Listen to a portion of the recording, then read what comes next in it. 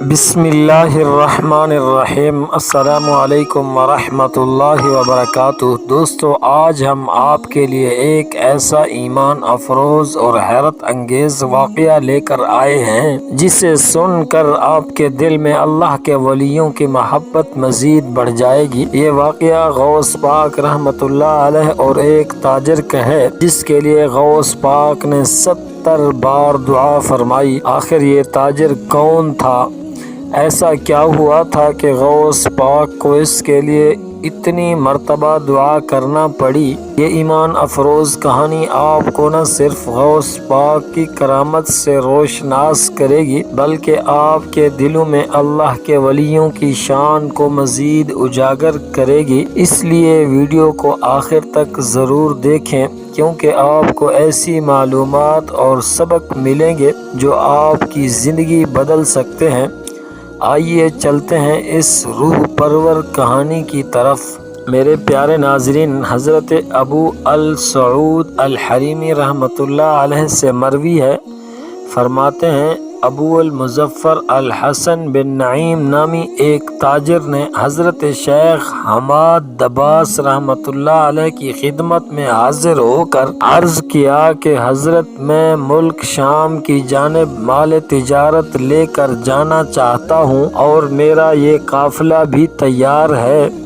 میرے پاس 700 دینار کا مال ہے۔ حضرت شیخ حماد دباس رحمۃ اللہ علیہ نے فرمایا، اگر تم اس سال سفر کرو گے تو تم سفر میں ہی قتل کر دیے جاؤ گے اور تمہارا تمام مال و اسباب لوٹ لیا جائے گا۔ حضرت حماد دباس رحمۃ اللہ علیہ کی بات سن کر وہ تاجر حضرت سیدنا غوث اعظم شیخ عبد القادر جیلانی رحمۃ اللہ علیہ کی خدمت میں حاضر ہوا اور حضرت حماد دباس رحمۃ اللہ علیہ کی تمام بات آپ رحمۃ اللہ علیہ کے گوش گزار کر دی۔ آپ رحمۃ اللہ علیہ نے فرمایا کہ تم سفر پر جاؤ، میں تمہارا ضامن ہوں۔ آپ رحمۃ اللہ علیہ کا فرمان سن کر وہ سامان تجارت لے کر ملک شام کی طرف روانہ ہو گیا۔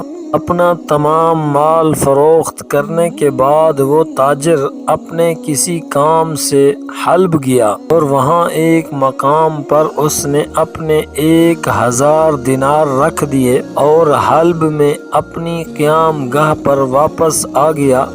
حلب ایک جگہ کا نام ہے۔ اس دوران اس پر نیند کا غلبہ آ گیا اور اس نے خواب میں دیکھا کہ عرب بدو نے ایک قافلہ لوٹ لیا ہے اور قافلے کے کئی آدمیوں کو قتل کر دیا گیا ہے جن میں وہ بھی شامل ہے۔ اس کے بعد وہ بیدار ہوا اور گھبرا کر اسی جگہ پہنچا جہاں اس نے 1000 دینار رکھے تھے۔ اسے اس کے دینار وہاں پر رکھے ہوئے مل گئے۔ دینار لے کر وہ واپس اپنی قیام گاہ پہنچا اور بغداد شریف واپس جانے کی تیاری شروع کر دی۔ جب وہ تاجر بغداد شریف واپس پہنچا تو پہلے حضرت حماد دباس رحمۃ اللہ علیہ کی خدمت میں حاضر ہوا تو انہوں نے فرمایا کہ تم پہلے حضرت سیدنا غوث اعظم رحمۃ اللہ علیہ کی خدمت میں حاضر ہو کیونکہ وہ محبوب سبحانی ہیں اور انہوں نے اللہ عز و جل کے حضور تمہارے لیے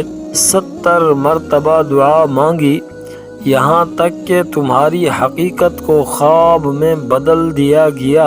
وہ تاجر آپ رحمۃ اللہ علیہ کی خدمت میں حاضر ہوا اور آپ رحمۃ اللہ علیہ نے حضرت حماد دباس رحمۃ اللہ علیہ کی بات کی تصدیق کر دی۔ میرے پیارے ناظرین، ماشاء اللہ، یہ ایمان افروز واقعہ ہمیں یہ سکھاتا ہے کہ اللہ کے نیک بندے اپنی مخلوق کے لیے کس قدر محبت اور شفقت رکھتے ہیں۔